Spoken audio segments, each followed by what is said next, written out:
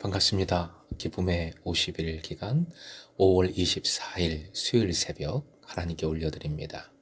함께 신실하신 하나님 찬양 부르십니다.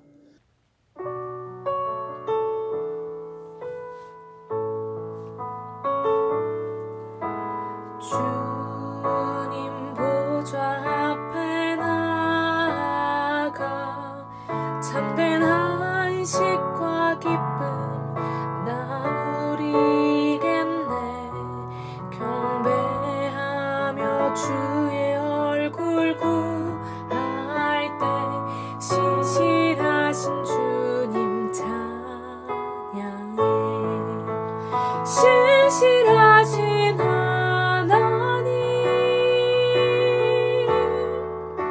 신실하신 주 나의 주 하나님은 신실하신 주님.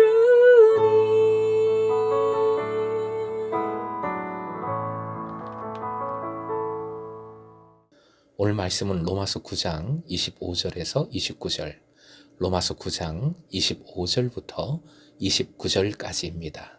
함께 주신 말씀 읽겠습니다.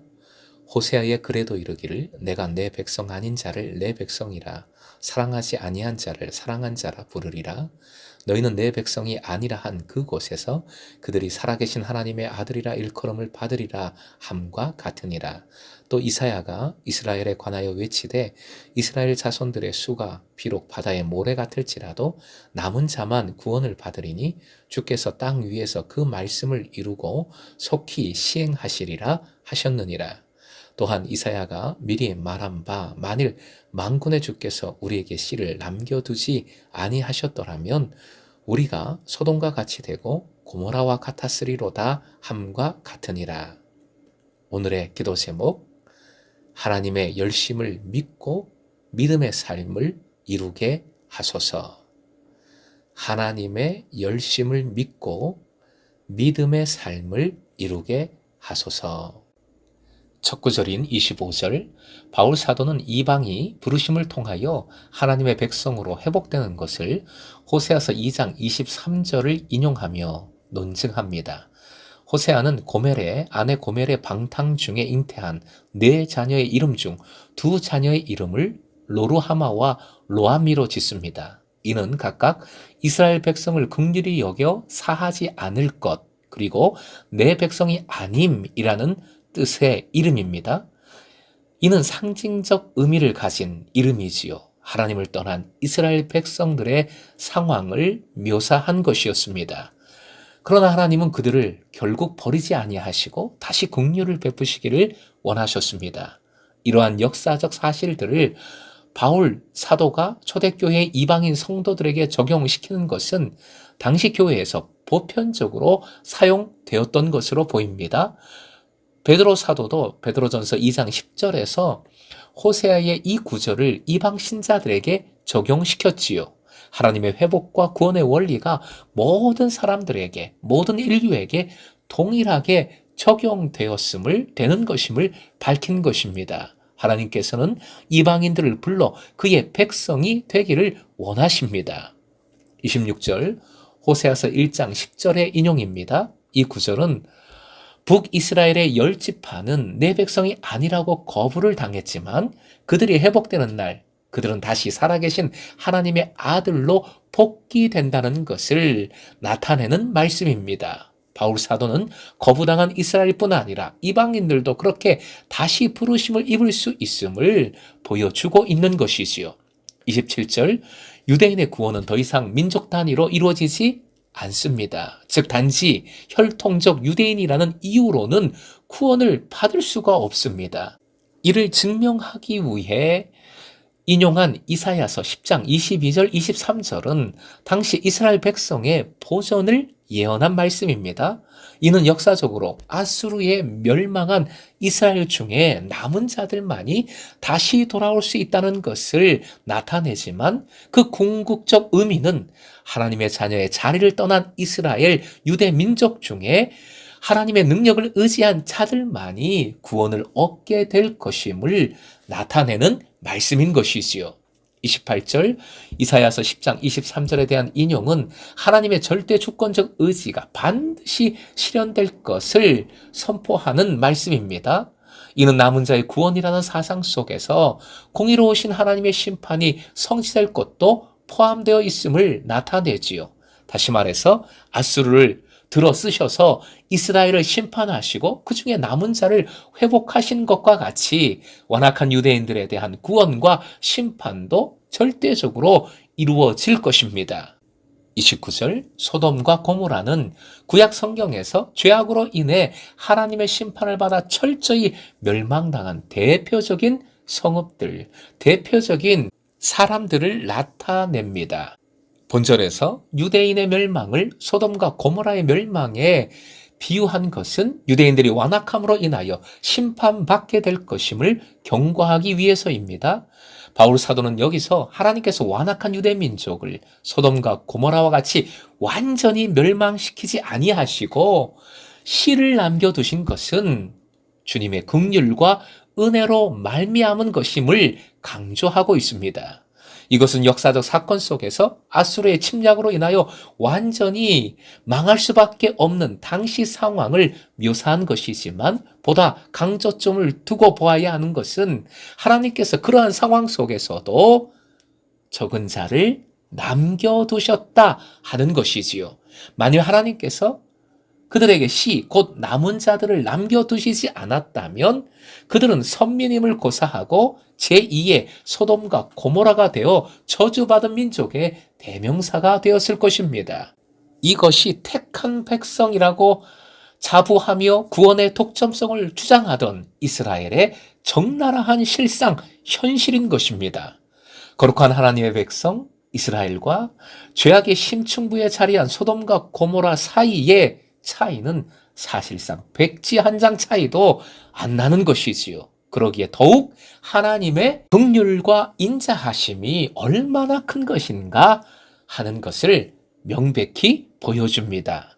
사랑하는 금성의 제자 여러분, 오늘 말씀은 숫자가 바다의 모래 같을지라도 남은 자만 구원을 받는다 선포합니다. 이는 사실 양적 개념의 말씀이 아닙니다. 즉 많고 적음의 문제가 아니라는 것이지요. 그러면 무엇이겠습니까? 바로 믿음을 나타내는 말씀인 것입니다. 어제 말씀의 표현으로 하면 구원해 주신 사랑과 구원을 이루시는 하나님의 능력을 믿는 믿음을 의미합니다. 28절 그 말씀을 이루고 속히 시행하시리라 했습니다.